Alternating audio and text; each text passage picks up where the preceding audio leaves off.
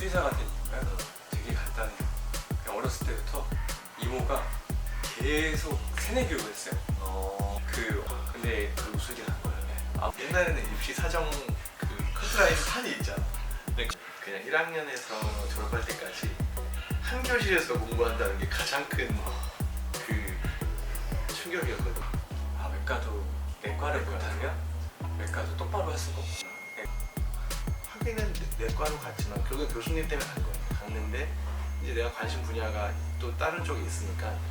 저는 첫 진료가 이제 대학원에 있다 보니까 이제 밖에서 뭐 지금 저희 인턴 선생님들 들어와서 뭐 접종이나 뭐 간단한 귀 진료, 피부 진료 보는 거랑 좀 달랐어요. 그래서 첫 진료가 처음에 봤던 아이가 손에 있는 조그만 종기를 때려온 아이였는데, 근데 이제 그 아이가 혈소판 감소증이라는 걸 알게 됐어요.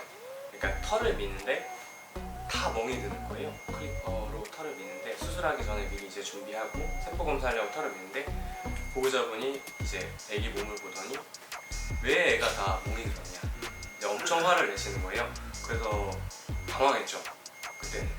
그때는 1년 차였고, 그 다음에 간단한 종기 수술 온 거 상담하고 진료를 보고 이제 혈액 검사하고 있는데, 혈액 검사 결과에서 혈소판이 보통 이제 17만 5천 이렇게 이상 나와야 되는데 혈소판이 500, 1000 이거밖에 안 나오는 거예요.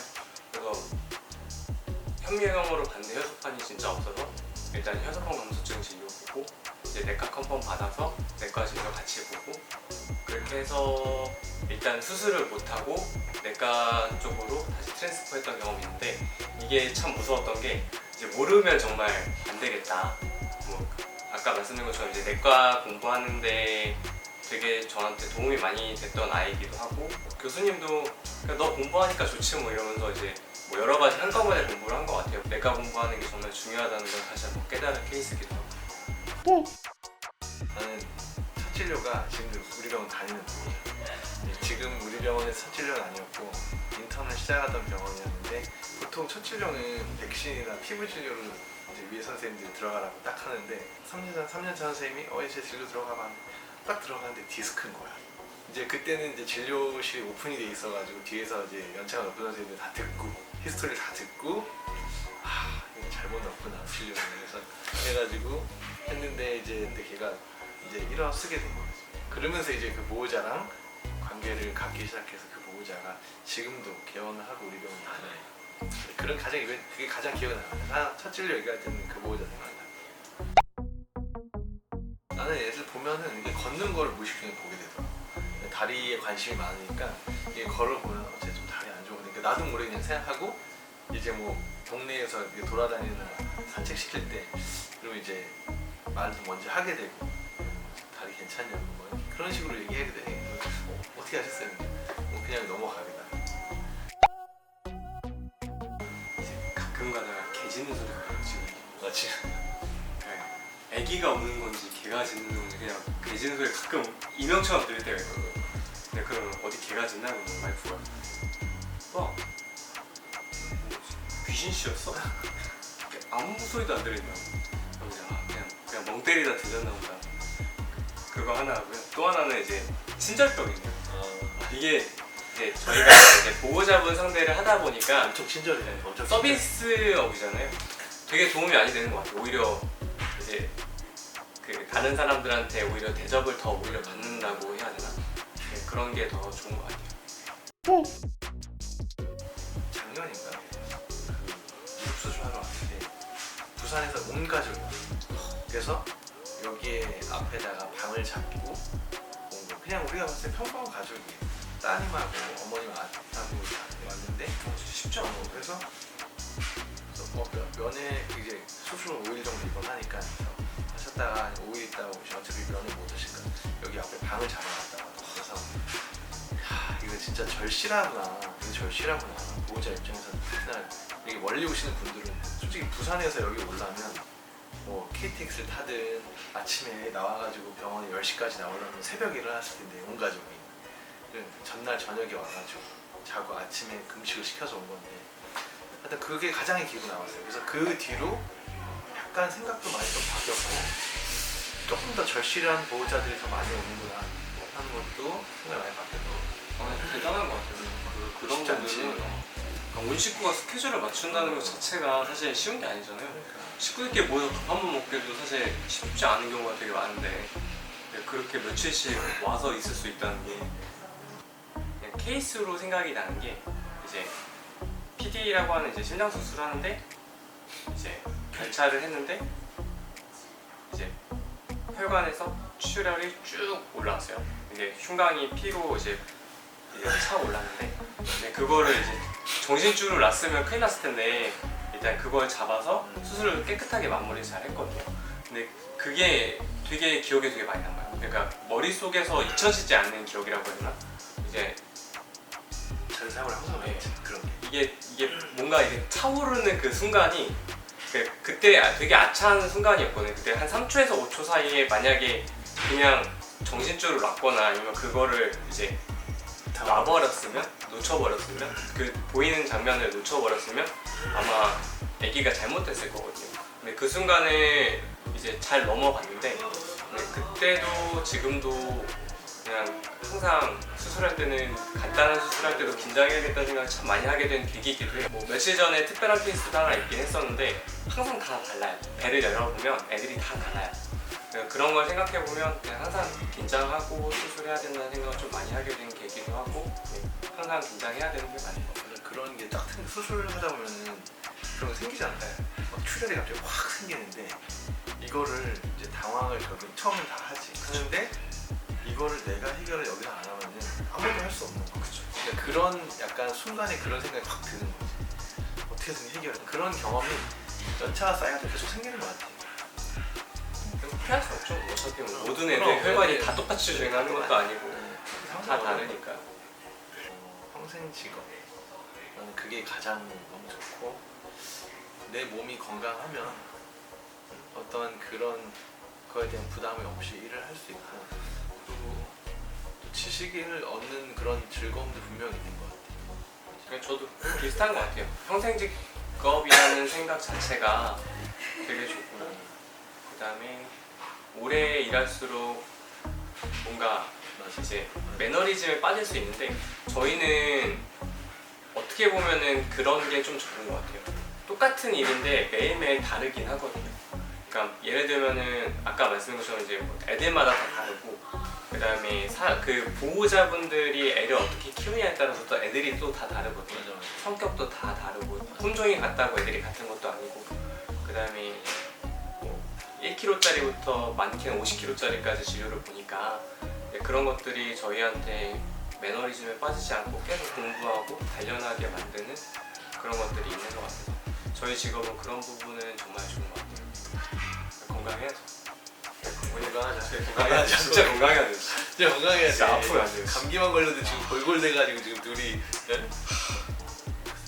이거는 생명을 다루는 직업은 다 비슷할 것 같아요.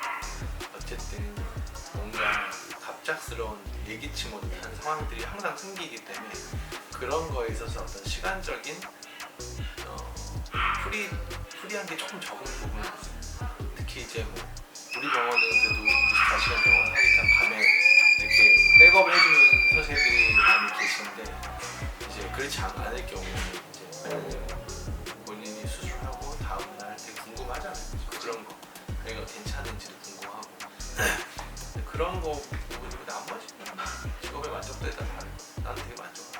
저는 생과 사의 문제가 항상 맞아.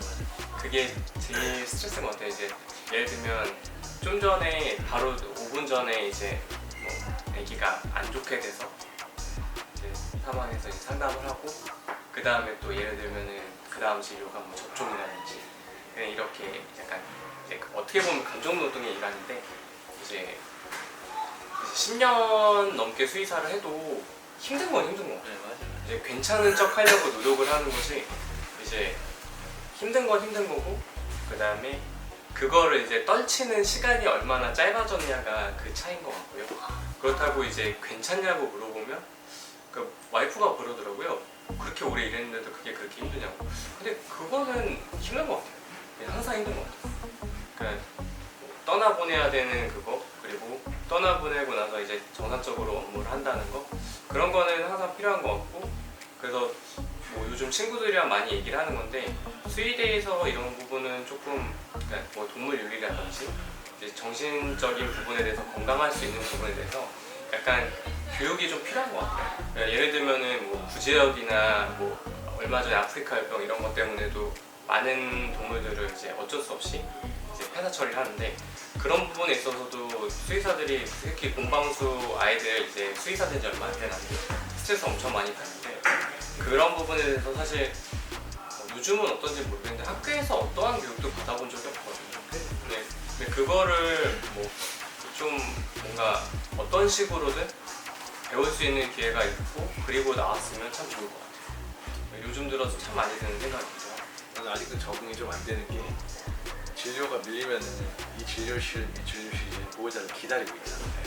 얘는 말 그대로 얼마 안 남은 보호자 상담하면은 이 진료실 가면 얘는 2달, 석 달 백신을 하러. 그러면은 완전 다른 어떤 그 스타일의 진료가 되는데, 그거 표정 관리가 참 힘들더라고요. 온도차가 크니까. 얘는 얼마 안 있으면 오늘 내일 하는 애인데, 그런 아이랑 한참 상담하다가 뒤로 넘어갈게 결국에는 이 보호자는 이런 느낌을 주면 또 안 되잖아. 그게 제일 힘들어요. 아직도 힘든 게 좀 하나는. 얘는 이제 막 커가는 애. 어떤 긍정적인 방향이 훨씬 많아야 하는데, 얘는 이제 오늘 내일 하면은 이제 나도 감정적으로 많이 그렇게 집중이 돼 있고 하면 딱 하면 어쨌든 밝게 다시 시작해야 되니까 그게 제일 힘든 것 같아요. 근데 그 온도 관리가 정말 힘든 것 같아요, 진짜. 저희가 농담처럼 하는 말이기도 한데, 모르면 죽인다예요. 맞아. 일단 자기가 몰라서 동물이 죽는 일은 없어야 되고, 그 다음에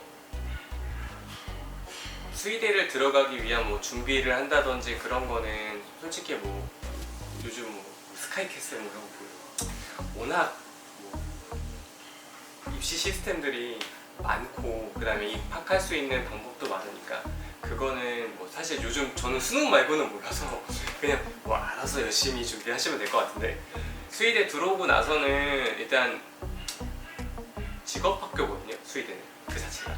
그러니까 열심히 공부해야 되고, 실습을 하나 하더라도 사실 그렇게 심각하게 생각하고 실습을 했던 것 같지 않아요, 저는. 근데 그게 부끄럽고, 이제 뭐 장난치듯이 실습했던 것들 등등 지금 생각해보면 다 부끄럽고, 실습할 때마다 지금은 여러 가지 제약이 많긴 한데 더더욱 더 열심히 해야 될 것 같아요. 저희 때보다 제약이 많은 만큼.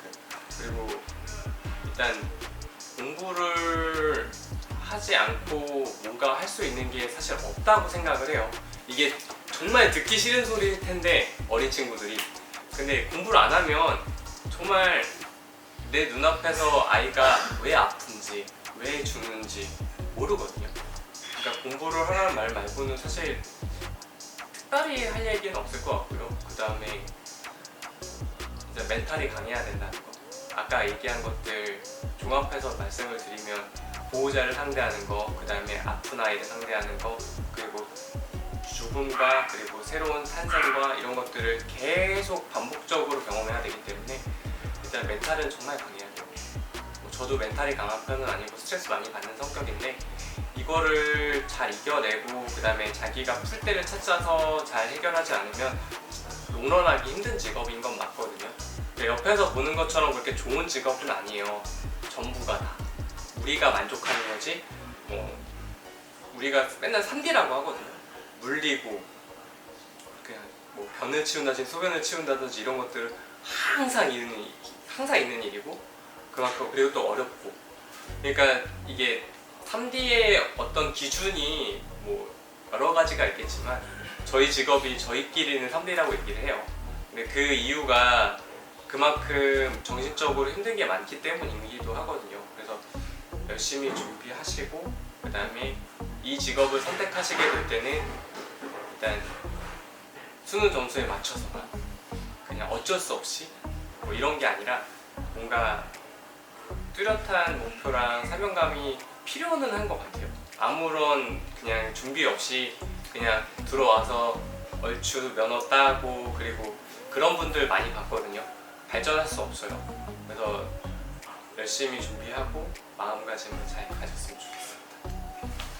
뭐 다 해드릴 수 있는 거는 뭐 연봉 부분 민감하긴 한데 어쨌든 1년 차에서 3년 차는 대체적으로 형성되어 있는 어떤 급여가 있어요. 아마 다 치면 나올 겁니다. 그 정도는 다 나올 거고 이제 결국에는 제가 봤을 때 한 4년 차 정도부터는 개인 역량 차이가 좀 많이 나는 것 같아요. 임상 경험도 조금씩 생기고 그 다음에 본인이 어떤 임상에 대한 그 집중도에 따라서 실력 차가 확 나는 게 3, 4년 차부터 나는 것 같은데 이제 그 부분부터는 개인적인 연봉 차이 당연히 있겠죠. 그리고 올해 근속이라든지 아니면 어떤 본인의 가지고 있는 환자의 어떤 풀, 본인만이 가지고 있는 어떤 실력적인 후원적인 모든 걸 다 갖췄지만 이런 부분을 가진 수의사들은 상위의 어떤 랭킹 수의사들이 솔직히 우리 병원에서 마찬가지지만 거의 국내 탑 클래스 있는 수의사라고 생각하시면 되고 이제 그리고 다른 직업보다는 아마 그런 부분은 조금 더 낫지 않을까 생각을 해요. 네, 그리고 병원을 하는 입장에서는 어떤 그 수입만 가지고 병원을 생각을 하면은 되게 힘들어서 못합니다. 어떤 제가 항상 강조하는 제 그게 진료를 열심히 하고 임상을 열심히 하다 보면은 어떤 급여적인 부분은 일부 따라온다고 생각을 하는 주의이기 때문에 그 부분은 병원을 준비하는 뭐 수의대생이라든지 이런 부분도 결국에는 공부를 열심히 해야지 병원의 수입도 늘어난다 이렇게 생각할 수 있어요. 구독과 좋아요를 눌러주세요.